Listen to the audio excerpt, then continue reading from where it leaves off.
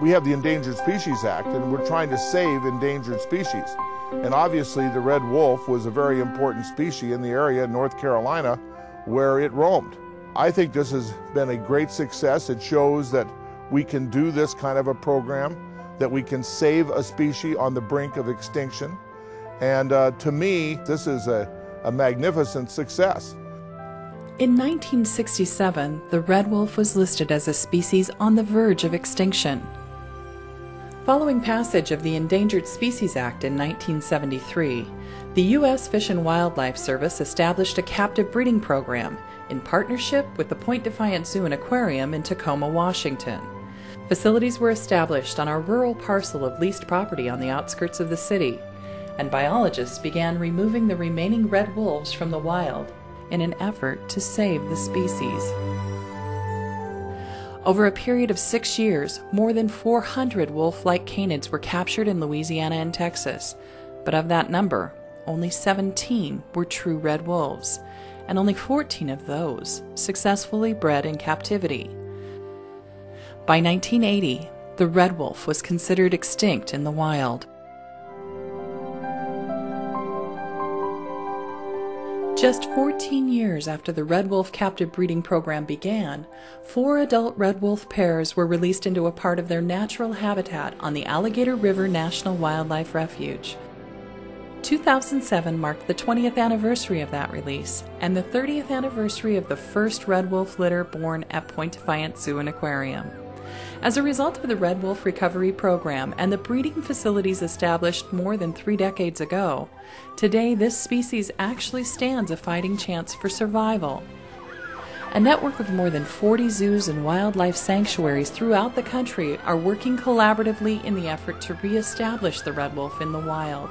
The Association of Zoos and Aquariums offers a North American Conservation Achievement Award. It is the top honor to recognize really significant work and really significant success in conservation breeding and wildlife protection. And the Defiance Zoo and Aquarium in Tacoma, Washington was granted the AZA North American Wildlife Conservation Award for 2007, recognizing their long commitment to red wolf recovery and the success that they've had in red wolf recovery and their continued commitment to carry on that work to its completion.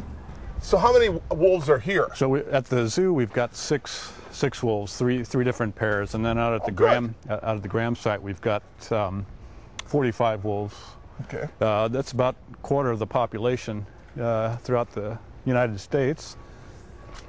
Ironically, this nationally acclaimed program now finds itself facing its own concerns for survival. The problem we face is that we have suburban sprawl, and a lot of houses are being built around the Graham facility. 3 years ago, the acreage of peaceful woodlands that once surrounded the breeding facilities were sold, and a 450-home housing development was permitted. The resulting escalation in the market value of leased property causes concern about the possibility of a future sale, and an even more immediate potential threat exists. With only a 100-foot buffer of 80-year-old fir trees separating the neighborhood from the wolves' breeding pens, there are also concerns about the impact that noise and general activity from the neighborhood might have on mating and other wolf behavior. Defiance Zoo Aquarium leaders and Red Wolf Recovery Program supporters are now working to help relocate the facilities from their currently leased location to dedicated conservation property recently acquired by Northwest Trek Wildlife Park. And this would be double fenced so that each of these would be separate and buffer around here. Well, this is the site, this would be the expanded version of what we see in Graham, and a whole lot more secure because we own the ground. We've got about 6.5 acres laid out here compared to the 5 acres or so in Graham. So we can accommodate more wolves, and if you just, I guess if you just take a listen, it's completely quiet. I mean, it's, this is the kind of place we want it on our own property. We don't have to worry about this lease arrangement.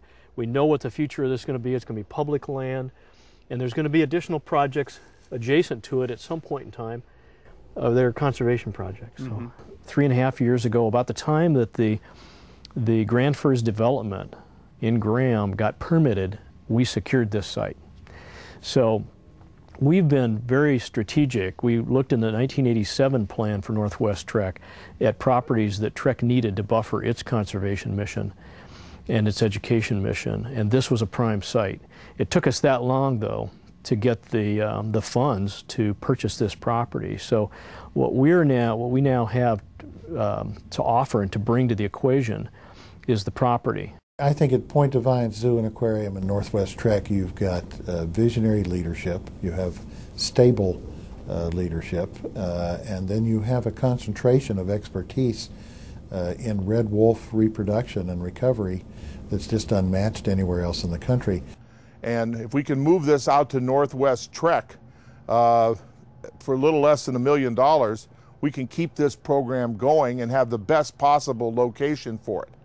And that's why I'm supporting this effort, and I urge donors and foundations and individuals to contribute to this. And I'm going to work with the Fish and Wildlife Service to see if we can't come up with some money. In terms of acreage, in terms of staff capacity there, the scientific talent on the staff at Northwest Trek and Point Defiance Zoo and Aquarium, it's an ideal place to continue this important work so that we engage the public even in a more meaningful understanding of what it takes to protect species that have been driven to the brink of extinction.